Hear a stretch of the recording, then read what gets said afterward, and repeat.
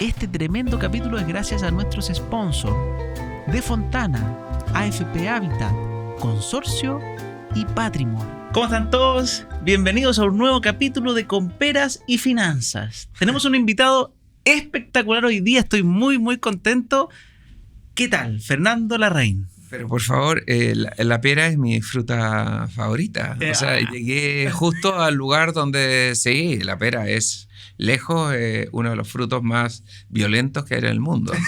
¿Por qué violento? Porque me encanta. Muy bien, muy bien. Me fascina. Oye, estoy muy contento de tenerte acá porque hay muchas preguntas que se me ocurren, pero más que nada me gustaría partir por ¿quién es Fernando Larraín? ¿Cómo comenzó en este mundo de la televisión o de las redes sociales incluso, o de las obras? El principio de la historia para después llegar a los temas de las lucas. ¿Cómo ha sido manejar temas de lucas en una carrera como la tuya? Me hiciste 6 preguntas en un solo combo. ¿Quién es? Es el primero. ¿Quién es? Siempre le pregunté a mi papá quién era. Él me dijo que es hijo de un mago, que es el peor truco que le ha salido. Así que, de alguna manera, provengo de una familia muy artística, muy... de mucho de una cosa muy rara para la época, tener un papá mago en una época que no mago. Claro, un papá que no existía, digamos, o sea, un papá que desaparecía y aparecía. Claro, mi papá es uno de los iniciadores de la magia en Chile. Mira. Y en la década del 70 ganó muchos congresos de magia y de ahí viene la parte artística. Nosotros conocimos la televisión muy temprano, por un programa que se llama Vamos a Ver, que es de Raúl Matas, que mi papá era invitado ahí a ese programa. Y de ahí empezó la parte, conjuntamente en el colegio y todo, un grupo que se llama Fresco Natural Después del Postre, que es el grupo que nos vio nacer, un grupo de humor de la época musical. Y ¿Un grupo como de amigos? ¿Ah? ¿Un grupo de amigos? Sí. Felipe Izquierdo, que es un actor conocido que hace algunos stand-up y todo, con mi hermano Nicolás Larraín y yo hicimos Fresco Natural Después del Postre, que es una agrupación de la década del 80, donde actuábamos en varios lugares y salió una Miss Universo una vez, que salió chilena, que ganó, que se llama Cecilia Boloco. Nosotros le hicimos una canción en esa época y ahí nos dimos a conocer el año 91 con un compact que solamente está en cassette.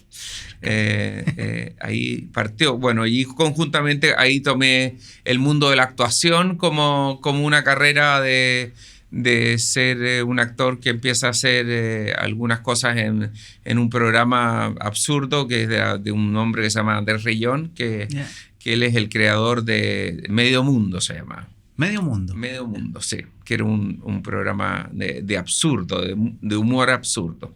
Yeah. Y ahí seguí haciendo programas a lo largo de mi carrera, hasta lo último que hice más importante, que fue Casado con Hijos.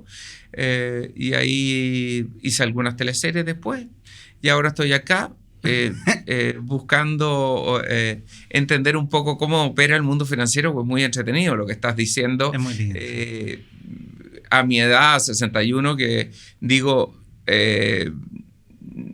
pensé que podía ser dueño de algo en este país, pero creo que, como un amigo dice, Claudio Ramírez, que dice que hay que enseñar desde niño de qué manera nosotros no nos endeudemos y no caigamos en el mundo de alguna manera. Las tarjetas es tal vez uno de los peores enemigos financieros que hay, no caerse en esa deuda que nos juega en contra no solamente a mi papá, sino a todas las generaciones de la década del 40, del 50, del 60, que se vieron envueltos en esta cosa de comprar cosas ahora, el crédito hipotecario, los dividendos, los créditos, el crédito de consumo, una serie de cosas que si no estás bien ordenado no lo logras hacer. Y dijiste 2 cositas que me llamaron mucho la atención, porque dijiste a mis 61, no sabía que tenías 61, te vi, pero como tú no encuentro. Sí. Pero decís como llegar y no tener cosas. ¿Qué ¿Qué tiene que ver eso con la educación financiera? ¿O qué pasa ahí? A nosotros no nos enseñan, no solamente eso. Yo tal vez porque siempre fui muy artístico y todo, siempre me costó mucho los números y la parte contable. Y después con los años, cuando cumplo 50, me doy cuenta que a ti no se te paga por una actuación en un lugar, o sea, se te paga, pero hay un porcentaje de esa plata que no es tuya. Sí, pues. Hay un porcentaje que es de impuestos internos. Entonces, eso no te lo enseñan. Entonces uno dice, recibí esto y vamos pasándola bien.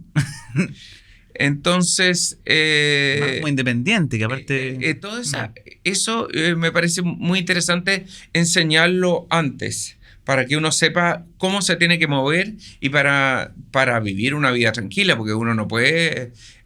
hay mucha gente que se ha matado, digamos, por tratar de ordenarse gente muy famosa de otra época y todo que dice muerte por endeudamiento.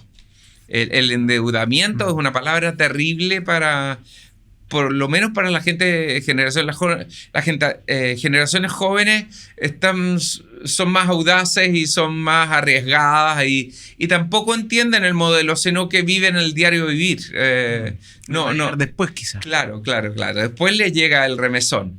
¿En tu familia cómo fue? Por ejemplo, tu papá, mago, lo encontró genial. Yo al principio pensé que era una broma, pero en verdad mago. ¿Cómo le iba? ¿Cómo era como el ambiente familiar? ¿Se hablaba de lucas en la casa o era un tema que no existía jamás? No existía. No existía. No, porque... Era magia la plata. Era magia. Mi papá hacía una cosa con magia. Agarraba unos papeles y agarraba unos papeles en blanco, hacía así, lo metía dentro de una billetera, abría la billetera y salían puros fajos y la gente quedaba así. Sobre todo cuando iba al casino y empezaba a jugar con las cartas y con los dedales y todo. Y la gente estaba así como diciendo, no lo vaya a poner de croupier, que este nos va a ganar todo el... Entonces la gente se reía con él, ya lo conocían en el casino. Entonces era muy... Mi papá el tema de las lucas no lo hablaba en la casa. Mira, él salía y... Primero que nada, la construcción civil siempre fue muy difícil. Mi papá era constructor civil. Yeah. Pero los amigos, era muy divertido porque todos los amigos de él les iba muy bien. Él llegaba y decía, oye, vamos a almorzar. Le decían, es que yo a ese restaurante no puedo ir porque yo no, tranquilo, si nosotros te invitábamos y todo. Entonces se veía envuelto como en invitaciones con gente que le iba bien y que tenía la misma profesión que él. Bien. Entonces es gente que sabía cómo manejarse. Es gente que sabía. Hay gente que son netamente que nacen con los números o nacen bien parados, saben cómo ejecutarse. Perfecto. ¿Y en qué momento sientes tú que tú dijiste son importantes los números? Que dijiste como, oye, ¿sabes qué? ¿O te pasó alguna vez que ganaste quizás mucha plata y de repente desapareció y uno después no sabe en qué se fue? Me dijeron el 2006 que me estaba yendo bien, que me metiera lo más rápidamente posible a las acciones, que son una cosa variable. Súper variable. Súper variable. Y me dijeron sobre todo vapores, me dicen. Ya. No conozco vapores, pero vamos para allá. Y meto las plata en vapores, Madeco, una serie de acciones que de la época. ¿Y era con un asesor o alguien como una tincada, un amigo? Un asesor que me dijo, y dije, chuta, qué bueno tener un pequeño capital y poder hacer fructífero este contenido. Y el 2008 hubo una crisis mundial de la caída más grande de las acciones en la historia. Y mi plata, en vez de ser una cantidad, se convirtió en la mitad. Oh. Y perdí eso. ¿Y ahí lo sacaste con miedo o lo dejaste esperar que se recupere? No, lo dejé. No, lo saqué y lo puse en corto plazo. Lo saqué al tiro y lo puse en fondos mutuos que me decían, esto no avanza mucho, pero te da un pequeño interés mensual, que te da 5 pesos, 6 pesos mensual, da lo mismo, pero es lo que siempre soñé y lo que siempre consideré, que uno tenga una plata y que esa plata sea tuya. Después, más tarde, tuve unos amigos que me dicen, hay una plata que tú puedes, que es tuyo y ningún organismo o ninguna entidad se puede meter. Y me metí temerosamente para que no me pasara esto de las acciones. Y hay una cosa que se llama Bitcoin, que es una moneda digital. Sí. Entonces me dijo, tranquilo, que esta moneda no puede ser intervenida por nadie. Entonces dije, ¿qué entretenido sería tener una moneda? Ahora sí, efectivamente, cuando uno se mete en esa moneda, si tú quieres internalizar esa moneda, porque como es una moneda virtual que sale en internet y todo, si la quieres internalizar o la quieres vender, obviamente esa plata, impuestos internos, se va a meter en esa plata, lo cual a mí me parece injusto desde el impuesto... el impuesto a la herencia, hasta todo lo que es complementar y todas las cosas. Se supone que cuando hay gente que ha luchado toda su vida por tener algo, que eso es un bien propio, que ha sido lo que ha hecho toda su familia y él lo ha tomado y ese fruto es de él, me parece tremendamente injusto dar la mitad a una entidad que se viene a meter en tus bienes personales cuando ese bien es lo que tú has logrado tener durante todos los años y ha sido lo que tu familia te ha entregado y te ha dejado. ¿Tú sabes que existen otras maneras de ahorrar como para tu jubilación? Para que tu pensión crezca, obviamente. Incluso la misma AFP te ofrece, en este caso AFP Habitat. Tienes el APB, que tiene beneficios estatales, y también la cuenta 2, que puedes llegar y sacar cuando quieras. Eso es espectacular. Y cuando recibes un bono, que ahora están llegando, estamos en época de bonos, o devolución de impuestos incluso, yo siempre recomiendo, cada ingreso adicional, al menos el 50%, ahórralo. Así que ahí, grande AFP Habitat, que está apoyando además a la educación financiera, auspiciando este podcast. ¿Y en Bitcoin te fue bien o también fue una experiencia curiosa? Porque Bitcoin el Bitcoin, curiosamente, no me metí mucho también, 2 millones, 3 millones, pero curiosamente pude... pagar un viaje a Argentina, porque eso es lo otro, que la gente viaja con tarjeta. Sí. Y es muy entretenido porque la tarjeta te funciona muy bien en todos los lugares. Perdón, sí, acá. La Master, wow. Muy bien. Y después, cuando llegas a Chile, aparece. Y uno dice, pero claro, parecía tan espectacular esto de vamos con ese yate, vamos con esa, sí, tranquilo, si la tarjeta está para eso. Y vamos, qué entretenido estar en esos sillones cómodos y todo.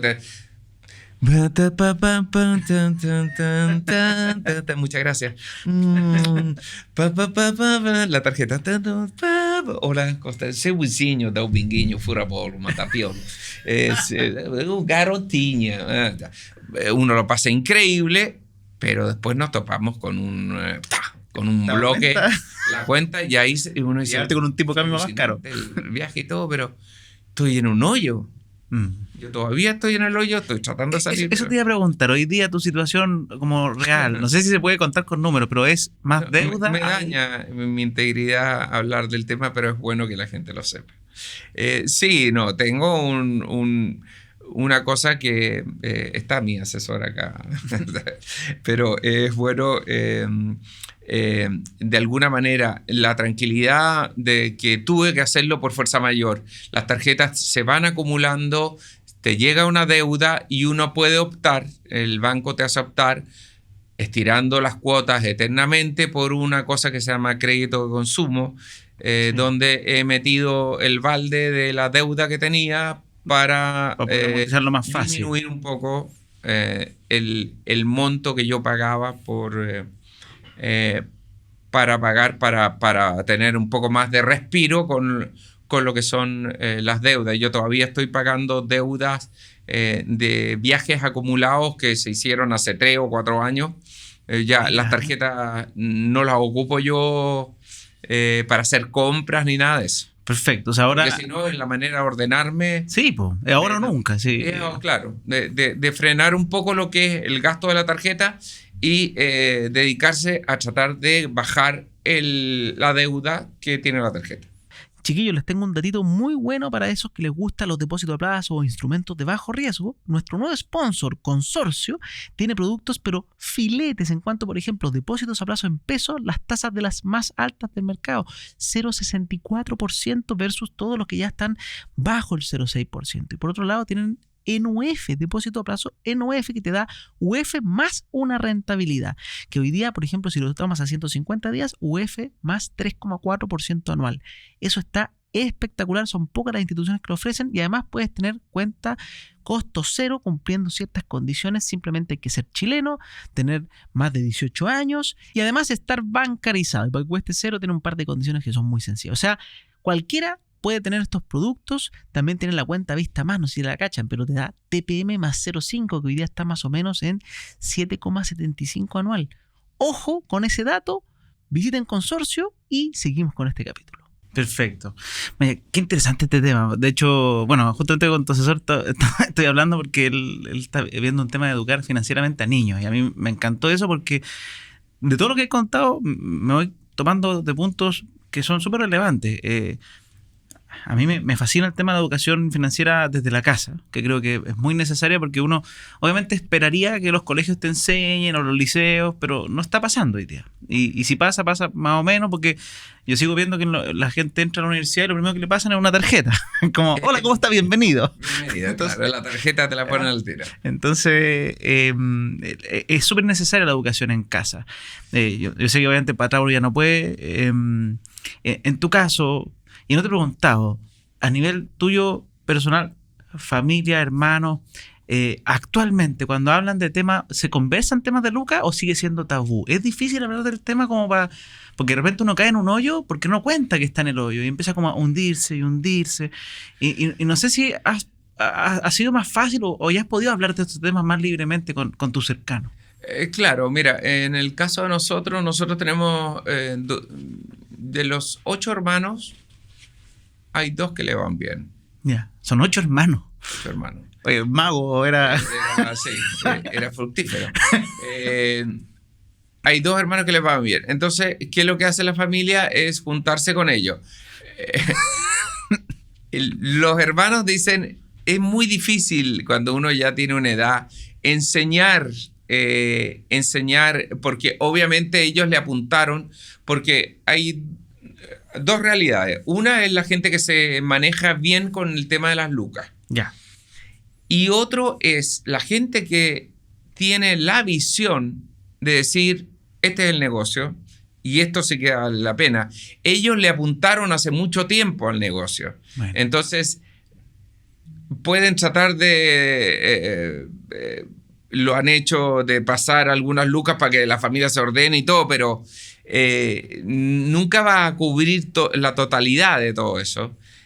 Y lo otro es de dar su opinión o su experiencia con lo que han tenido. Entonces, lo que yo hago con estos hermanos, ellos me ordenan a mí y me dicen, esto es lo que tienes que hacer frente a cierta cantidad de cosas. Yo, por ejemplo, de repente no entendía, de repente pagar 300 lucas de contabilidad es un poco elevado para una sola empresa que tengo yo. Entonces mi hermano dice, nosotros te ofrecemos una contabilidad que es la justa por la cantidad de boletas o facturas que tú entregas en el mes.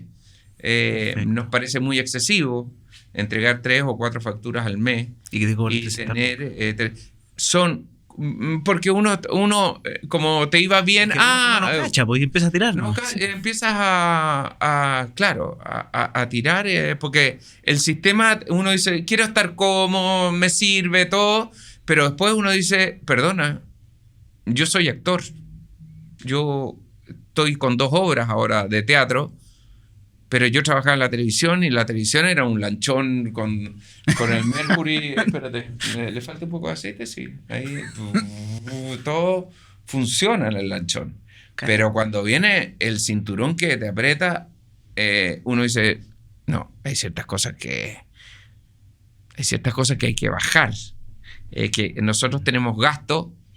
Por eso que uno dice, pucha, qué lástima no haberme dado cuenta antes. Cuando está en el lanchón, quizás. Decir, chuta, esto es cómodo, pero es muy excesivo para mí y no lo necesito tanto.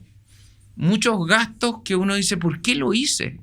Sí, yo le llamo los gastos hormiga, que pueden ser hormiga reina, ¿sabes? Pero son fuera del presupuesto, pero uno ¿para qué lo hice? Al día a día. Y otras mal negociaciones.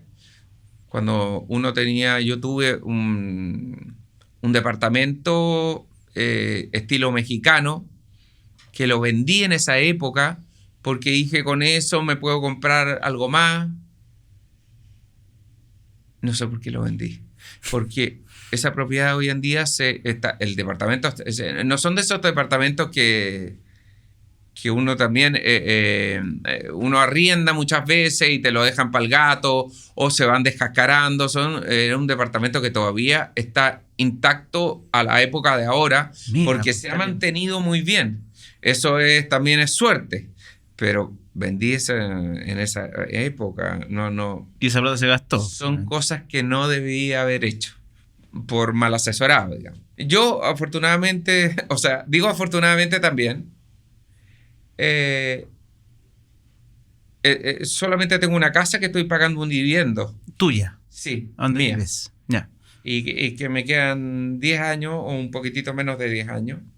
Ese es patrimonio, eso es tuyo. Claro, sí. Eso pero yo digo que solamente tengo mi moto, cuando te lo dije al principio, es porque siento que uno es dueño cuando es dueño de la totalidad, no que falte una parte. Entonces no me siento... sé que es mía, que lo estoy pagando y toda la cosa, pero hasta que no me sienta que soy dueño de esa casa, no... Totalmente. No, porque de hecho si no pagas los dividendos te podrían quitar la casa. Entonces efectivamente no es tuya. Se vendería y todo lo que, pero es verdad, no es 100% tuya. ¿Cuáles son tus sueños, tus metas, tanto financieras como personales? Patrimor hace esto para ti. No es una asesoría tradicional, sino que es un acompañamiento financiero mes a mes en el cual tienes un asesor a tu disposición que no solamente te ayuda en tus inversiones, sino que en tus planes, en salir de deudas, en tus ahorros, en tus vacaciones incluso, y básicamente te apoya como un guía en cómo ir planificando mejor financieramente tus próximos años de vida. Es increíble lo que han logrado. Llevan más de 10 años asesorando con asesores certificados por la CMF. Si tienes patrimonio o quieres empezar a formar patrimonio, para eso está Patrimor. Te dejo en el link de este episodio para que los conozcas y me encanta que estén apoyando a este podcast. Y acá me quiero ir a otro punto. Si le podrías decir también porque probablemente nosotros nos escuchan, y yo sé porque me escribe harto artista, futbolista, personas que tienen típicas carreras que de repente dan por un tiempo harto dinero, después no se sabe. Entonces, con tu experiencia, porque ya has vivido varias cosas, ¿qué consejos les podrías dar? Así como, oye, cuando te venga el lanchón, o asesórate, o estudia. ¿Qué cosas te hubiera gustado saber hace quizás 10 años atrás cuando comenzó Casado con Hijos? No sé si fue la mejor, pero la que yo recuerdo por lo menos... Sí. Esa es la época que pude ahorrar porque me iba bien. Principalmente es saber qué cosas dan rentabilidad hoy día, qué bien asesorado, y fijarse en cuando uno está en el diario de vivir, qué cosas son netamente necesarias y de qué cosas puedo prescindir. A veces los lujos, hay amigos míos que se pueden dar el lujo, que tienen el lujo, y son gente que tienen un negocio que es muy difícil que desaparezca. O sea, primero creó el negocio y ahora vive gracias al negocio. Claro. Vive de la plata que puede desaparecer. Y están en esa respirada, está cayendo, es un cuenta corriente. Entonces, son gente que les va muy bien y son, a no ser que la única manera es que se pare el mundo, digamos, o sea, que haya una cosa catastrófica. Pero es gente que ha estado bien en la década del 50, en la década del 60, en la década del 70, en la década del 80, en la década del 90. Son gente que se sabe manejar, pero de alguna manera, cuando uno es un luchador o tienes una profesión que de alguna manera o ha tenido un cambio o ha tenido una variable, fijarte bien en qué cosas son netamente necesarias para estar tranquilo, lo que uno quiere es estar tranquilo, y a nivel financiero, ser sumamente ordenado con el tema de las tarjetas, que es el gran paradigma que tiene este tema de las tarjetas, porque la tarjeta es hay que saber manejarse en el tema de las tarjetas. Sí. Y lo otro es que a veces uno, cuando te va bien, uno se pone muy generoso en muchos sentidos y uno dice, chuta, yo... Falta de generosidad contigo mismo. Claro, hay una fundación, a mí me gusta ayudar a la fundación y todo, pero de repente uno no se da cuenta y una fundación me hizo como decir, oye, aquí está, sí, firma acá, y tengo un cobro que uno dice, ¿por qué? O sea, ¿por qué lo hice? ¿O por qué no era el momento? Cuando a uno le va bien y uno puede donar o uno puede ayudar, bien, pero a veces te agarra una persona que se dedican a venderte cosas y te mete o te engatusa en momentos que uno dice no era el momento. Si uno le va bien y uno puede ayudar, bienvenido al mundo. Entonces, de repente uno se ha metido en algunas cosas que uno dice, chuta, me pillaron volando bajo o dije, no era el momento. ¿Sabían que Defontana es el software empresarial para todo tipo de empresas? Chicas, medianas, grandes, si es que tienes tu propio mini market, cafetería o incluso si vendes por internet o una empresa de más de 300 trabajadores, siempre hay un plan para ti. Miren acá. Por ejemplo, acá en el software puedes meterte literalmente a un 360 de tu empresa. Recursos humanos, proveedores, logística, venta, análisis de datos y mucho más. Tiene un ecosistema que está integrado con 36 aplicaciones distintas. ¿Para qué? Para que esté todo ahí integrado en esta misma plataforma. Así que ya sabes, si estás emprendiendo o ya eres líder de mercado, pero quieres irte a 100% digital, con defontana.com puedes hacer que tu negocio pase a otro nivel. De todas maneras. A ver, déjame ver si se me ocurre una pregunta que la tenía, se me quedó en el tintero. Ya me acordé. Porque muchas veces se habla cuando la gente de afuera mira a los actores, cuando les va bien y como que todo, te apuesto que siempre le ha ido bien o siempre tuvo lucas. Entonces quiero volver un poquito. Tu papá manteniendo 8 hijos. ¿Era una familia de lucas? ¿Tú te sentías en un ambiente? ¿O cada uno fue como armándose? ¿Cómo fue tu infancia? Mi en contexto familiar y contexto... Hasta el 79 fue increíble. Mira. Claro. Teníamos una cantidad de regalos para la época increíble. Había muchos regalos en lo que es la Pascua, en las fiestas importantes. Mi papá tenía un local que era La Cigarra, salía en televisión. Era momentos de mucha...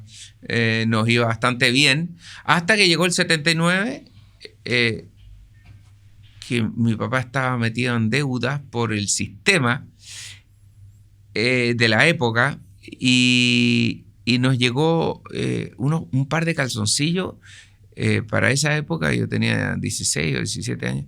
Yo decía, pero ¿cómo pasamos de todos los regalos increíbles y todo a un par de calzoncillos, un calzoncillo blanco y un calzoncillo amarillo? Y nosotros miramos y decíamos, ¿quién es el viejo Pascuero? Viene con restricciones. Entonces decíamos, no puedo creer. Vino un cambio muy abrupto. Y era que mi papá se había metido en muchas deudas. Un amigo de él le puso ceros en los cheques en esa época. Lo estafaron mucho. Mi papá siempre era creía mucho en los amigos y en la gente.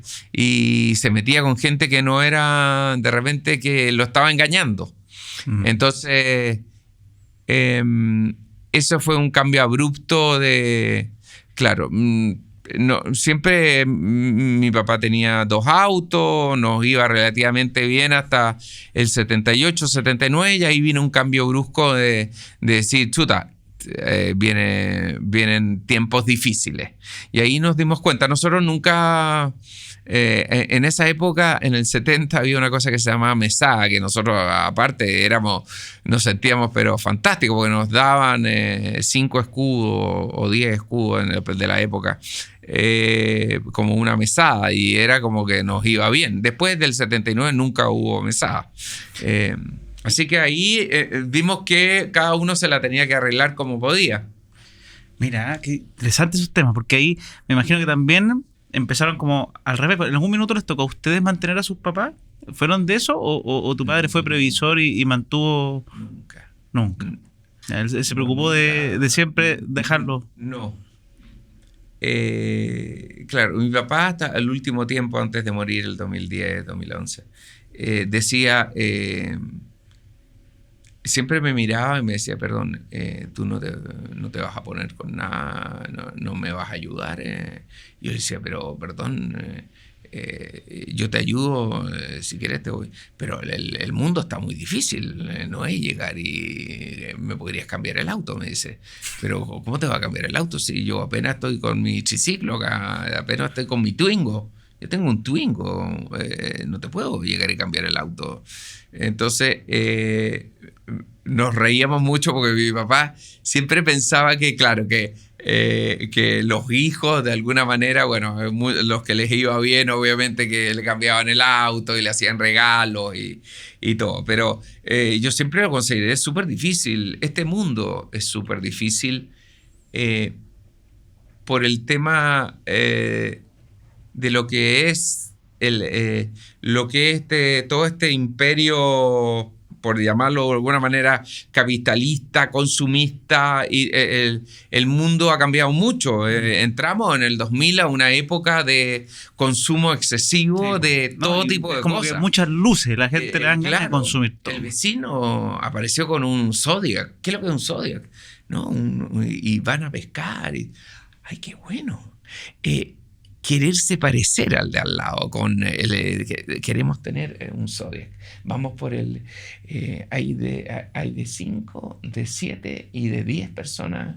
Habíamos de 10, pues así vamos todos los de la familia. El entusiasmo por... donde entra el crédito a jugar también. Claro, el crédito. Así que nos vimos envueltos en ese mundo, ese ofrecimiento permanente. Que está en todos lados y sigue estando en los carteles, y uno se entusiasma también. De todas maneras. Oye, Fernando, me quedo con hartas lecciones y aprovechar de decirle a todas las personas, recuerden seguirnos, campanita, like. Tengo 3 cosas que me serviría promover. Obvio. Sé que tienes muchos seguidores, así que un saludo para todos ellos. Una obra que se llama 3 espermios desobedientes sin permiso de la mamá en el Mori. Y también estamos en el Mori con los días domingos con el manager y el artista, que es una obra que hago con mi hermano. El manager y el artista, mi hermano era mi manager, él me veía las lucas y todo. Él tomó el teléfono por casualidad y habló con el gerente de marketing del Banco Santander, que me querían contratar a mí para unos comerciales, y me pidió una cifra que yo jamás tenía en mente, y le dije, Nicolás, de ahora en adelante, pero mi manager, todo lo que llegue de llamado me lo ves tú. Así que yo tengo mi hermano, le digo manager. El manager. El manager, ese es mi hermano. Genial. Así que mi hermano fue mi manager, y eso es lo que trata un poco la obra. Qué bonito, qué bueno. Y La Raíz y lo Insistente, por si me quieren seguir, tenemos una página ahí en Instagram, La Raíz y lo Insistente, que es la agrupación que tenemos, que estamos tocando en varios lugares. Qué buena. Voy a ver con mis hermanos ahora. De todas maneras, los hermanagers, ¿cómo no? Sí, está bueno. Pero bueno, muchas gracias a todos los que nos han estado viendo, escuchando en Spotify o en YouTube. Y yo me quedo con unas lecciones súper grandes, porque es verdad lo que dice. Y esto me refuerza mucho la idea de que la educación financiera tiene que partir de chico. porque después uno empieza, probablemente los 25, 35, 45 son edades, obviamente ahora cada vez más largo, y yo creo que hasta los 55 la gente está pero así trabajando a mango, 65 también. Antes uno juraba que se iba a jubilar a los 60 y como que todo ahí se terminaba como el trabajo. Y si uno no maneja sus luquitas desde más joven, pucha que cuesta después. Y eso es súper importante. Yo creo que todas las personas deberían tener esta base de entender cómo se manejan las lucas. Y lo que me comentaste, que no sea un tabú en la casa. Yo soy súper insistente. Mi hijo tiene 2 años, todavía no le hablo de plata, pero yo quiero tratar de que él no cometa, por ejemplo, mis mismos errores. Porque tú me dices que tuviste deuda. Tu papá también tuvo deuda. Probablemente en algún minuto podrían haber conversado sobre eso, sobre cómo él llegó a meterse en ese hoyo, y quizás te habría hecho mucho más sentido en el momento cuando estabas ganando plata. Pero como eran temas que no se conversan en la mesa, se saben después. No sé si por psicología o por algo, dicen que no es bueno que los padres traspasen, es una cosa de generaciones, los problemas que te pasan a ti, no se los traspases al hijo. No sé si eso si es una cosa antigua o si eso no debiera ser traspasar esa información. O como aprendizaje. O tal vez porque los papás no querían que uno supiera que lo estaban pasando mal. Sí, pues y de repente se guardan y se sigue metiendo en el hoyo. Claro, entonces eso es como... chuta, es súper interesante abordar ese punto de qué es ¿qué sería lo mejor? O lo mejor para tener una claridad. Exactamente.